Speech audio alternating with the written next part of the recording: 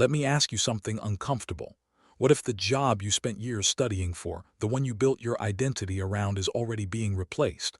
Not in 10 years, not someday. Right now, quietly, while companies smile at earnings calls and talk about efficiency gains. Here's the thing nobody wants to say out loud. AI isn't coming for jobs. It already has some of them. And the people who are most at risk aren't who you think. We've been handed this comforting story for years. AI will take the boring jobs, the repetitive ones, the ones nobody wants anyway, but creative work, complex thinking, relationships, that's human territory. That story is falling apart, because the jobs AI is eating first aren't the factory floor jobs from old sci-fi movies. They're the white-collar, college-educated, middle-income jobs that millions of people were told were safe. The jobs that required a degree. The jobs that felt untouchable. Entry-level data analysts, junior copywriters, customer support specialists, paralegals, junior developers, financial research associates. These aren't low-skilled jobs. These are jobs that people went into debt to qualify for. So let's be specific, because AI will take jobs is useless information. What matters is which jobs and why.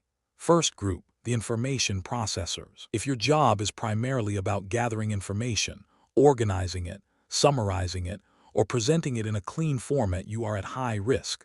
Not because you're not smart, but because that specific workflow is exactly what large language models do faster, cheaper, and without taking lunch breaks.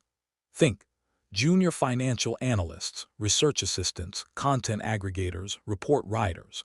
These roles aren't disappearing overnight, but the headcount is shrinking. Companies are hiring one person to do what three used to do, with AI doing the other two's work. Second group, the first draft creators. This one stings because a lot of people in this space love what they do. Junior designers, entry-level marketers, copywriters who handle high-volume, templated content. The people who used to be paid to produce the first version of something, the rough draft, the first cut, the initial concept. AI does first drafts now. The industry didn't ask for permission, it just happened. Third group, the gatekeepers of simple decisions. Insurance claim reviewers, basic legal document reviewers, Tier 1 customer support agents, loan pre-screeners. These roles existed because human judgment was needed to process structured information and apply known rules. That's not human judgment anymore. That's a workflow. Here's where I want to push back on the doom spiral, because it's not the whole picture. The roles that are genuinely structurally protected right now share a few things in common. They require physical presence and judgment in unpredictable environments. Electricians, plumbers, surgeons, therapists doing in-person sessions. AI cannot rewire your house. It cannot read the room when a patient breaks down. Embodied, contextual work is still deeply human. They require high-stakes original thinking with real accountability. The best lawyers, the best strategists, the best doctors, not the ones processing routine cases, but the ones making calls no algorithm has seen before. AI can assist them. It cannot replace the judgment call that ends careers if it's wrong. And they require trust, relationship, and genuine human connection. A therapist, a mentor, a great manager, a teacher who actually changes how someone sees the world. You cannot automate the feeling of being truly understood by another person. Here's what actually frustrates me about how we're handling this.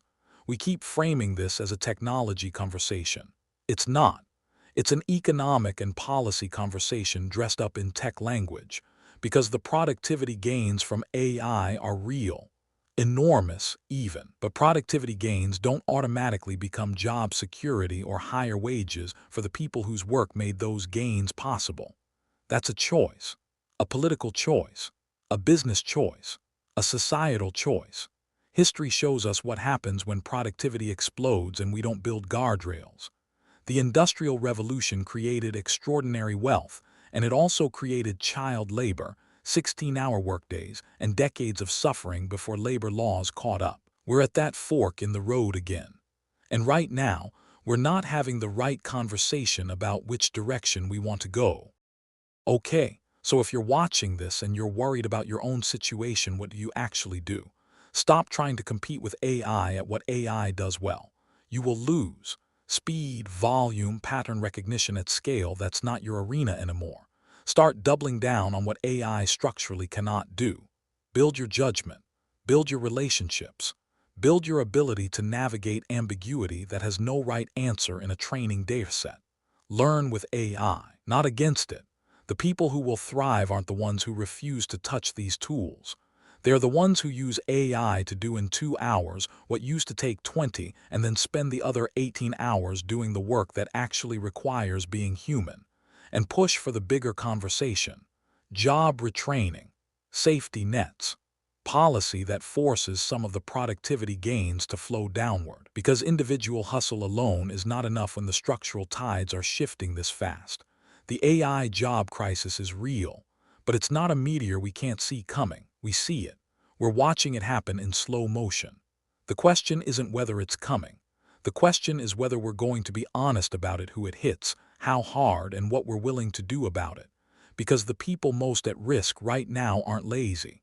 They're not unskilled. They're people who did everything they were told to do and are now finding out the rules changed while they were playing by them. That deserves more than a think piece. It deserves real answers.